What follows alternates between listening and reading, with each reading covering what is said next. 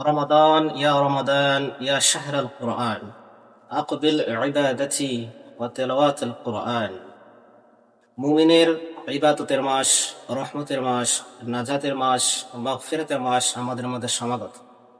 পবিত্র মাহে রমাদানুল মুবারকের কে সবাইকে শুভেচ্ছা জানাচ্ছি।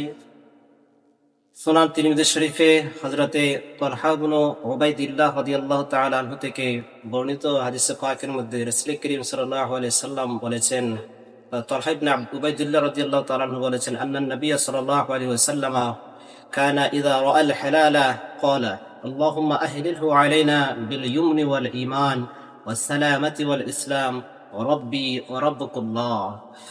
হযরত তালহা ইবনে উবাইদুল্লাহ রাদিয়াল্লাহু তাআলা আনহু তিনি বলেন, রাসূল পাক সাল্লাল্লাহু আলাইহি ওয়াসাল্লাম যখন কোন নতুন চাঁদ উদিত হতেন তখন বলতেন, আল্লাহুম্মা আহলিলহু আলাইনা বিল ইয়ুমনি ওয়াল ঈমান সালামাতি ওয়াল ইসলাম ওয়া রাব্বি ওয়া রাব্বুকুল্লাহ।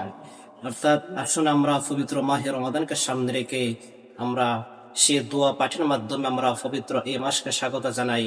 আল্লাহুম্মা আমিন।